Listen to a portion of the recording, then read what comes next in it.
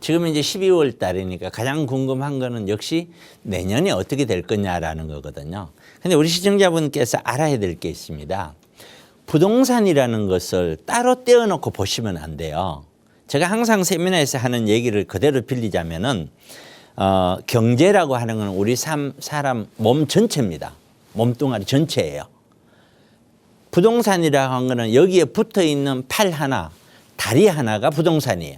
그러니까 부동산을 이해하고 부동산을 잘 파악해서 내가 부동산을 잘 접근을 하기 위해서는 가장 중요한 이 경제가 이해가 돼야 됩니다. 그래서 경제신문을 제가 꼭 읽으라고 많이들 강조를 하는데 23년 내년이죠. 내년에 경제를 제가 꼭 먼저 보는 거예요. 먼저 보는 이유는 이 경제에 의해서 주택시장이 영향을 받기 때문이에요. 그래서 경제를 보면은 지금 현재 전 세계가 지금 고민하고 지금 힘들게 물가를 잡으려고 하는 고금리 시대죠. 그래서 이런 고물가 고금리는 지속된다. 하루아침에 그렇게 팍 꺾이지가 않는다.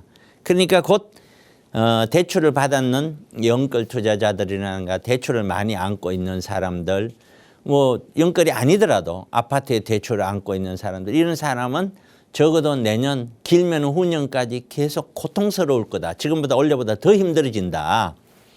그런 것을 전제로 말씀을 드리는 거예요. 반드시 그렇게 될 거다. 그러면은 내년 상반기는 제가 예측했었을 때는 일단 코로나로 인한 이연 수요가 소진될 거다. 이게 무슨 말이냐면 코로나 때 우리가 소비를 못했잖아요. 못했으니까 거기 소비를 할 수 있는 힘이 있는 거예요. 그것이 폭발적으로 늘어난 겁니다. 어제도 제가 여의도에 있는 그 현대백화점이라는 백화점을 한번 가봤어요. 처음 가봤습니다. 어저께 어떻게 돼 있나 싶어서 갔는데 깜짝 놀랐습니다. 놀랐는 것이 제 보는 눈에는요, 전부 20, 30대예요. 40, 50대도 거의 눈에 보이지 않았었어요. 전부 20, 40대인데 어제 저녁 거의 한 7시경 이렇게 제가 갔던 것 같은데 바글바글 합니다. 물론 거기 와서 옷을 사지 않더라도 물론 음식을 먹고 하겠죠. 다 소비예요, 소비. 소비를 할 수 있는 여건들이 이렇게 많았나.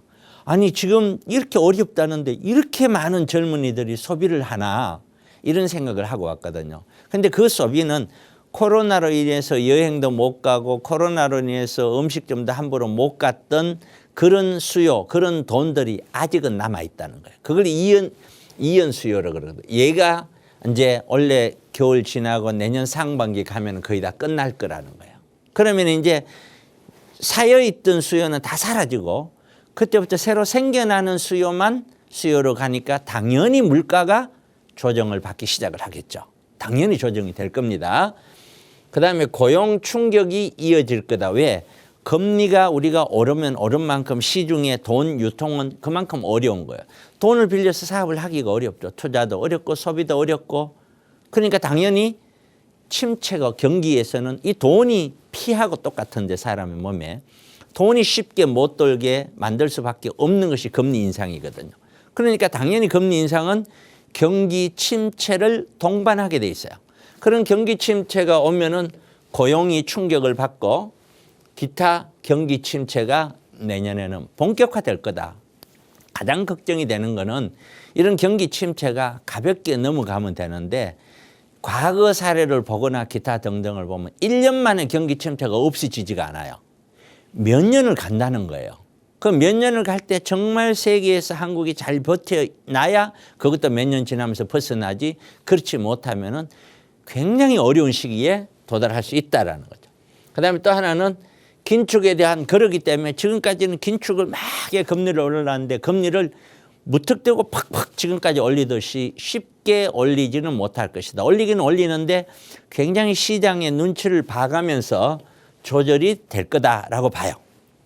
그리고 내년 하반기쯤 가면은 본격적으로 이제 우리 후진국이라는 표현은 잘 안 씁니다만은 자금 여력이 풍부하지 않은 나라들, 그런 나라들은 자금 경색이 일어나고 또 그 나라에 있는 돈들은 선진국 달러가 돼서 달러 쪽으로 빠져나가겠죠. 많이. 지금도 그러고 있으니까요.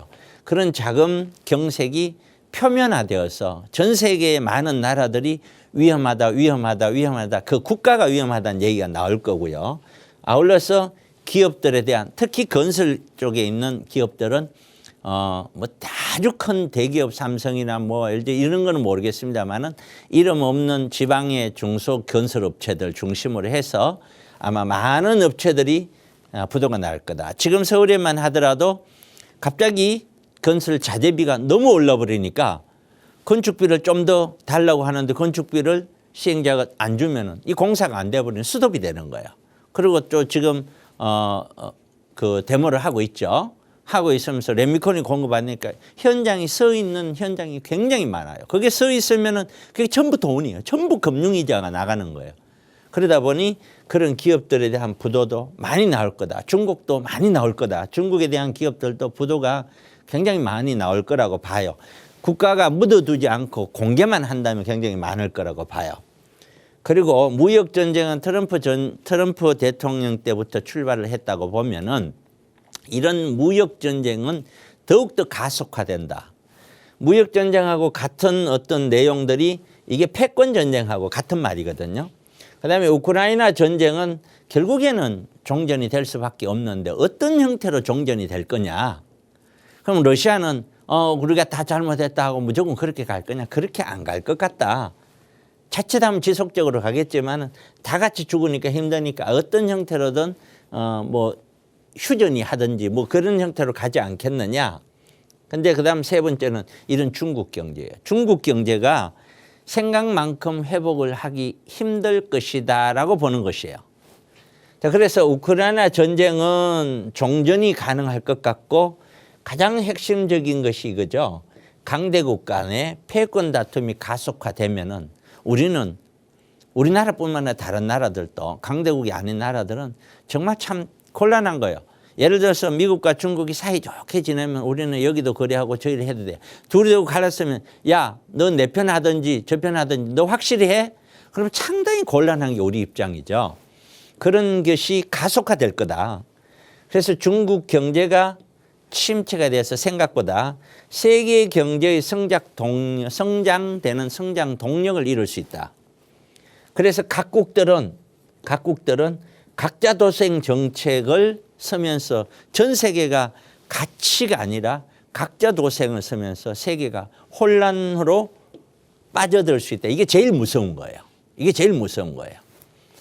그래서 이러한 형태로 인해서 주택시장도 가격 하락은 아마 내년에는 본격화될 것 같다. 제가 누누이 말씀드린 대로 원래 말은 매수자가 힘겨루기를 지금도 하고 있고 그래서 거래가 실종이 되었지만 내년 상반기까지 가면은 매도자들은 더 이상 시장 상황에서 내가 이걸 고집한다고 팔리는 게 아니구나. 아무리 고집하더라도 이거는 내려가는 시장이구나 하는 것을 인식할 거다. 인식하게 되면은 매도자의 가격 고수가 끝나고 본격적인 하락으로 될 가능성이 높다. 그래서 2003년 하반기에 가면은 주택시장 가격이 본격적으로 하락을 할 것 같고 그러면은 정비사업 지역도 정비사업이 쉽게 안 될 것 같다. 그렇게 보여지고 2024년, 25년도에 가면은 계속해서 올라갔던 그 금리는 조금씩 다시 경기를 살리기 위해서 내려오면서 주택은 계속해서 정책 완화가 나올 거다. 하지만 주택 가격 붕괴는 지속적으로 일어날 것이다. 그러한 금리 인하에도 불구하고 매수 심리가 살아날 때까지 적어도 2, 3년, 3, 4년 안에는 매수 심리가 쉽게 안 살아난다. 완전히 매수 시기가 바닥인 권역을 확인할 때까지는 주택시장이 아파트 시장이 계속 어려울 거다.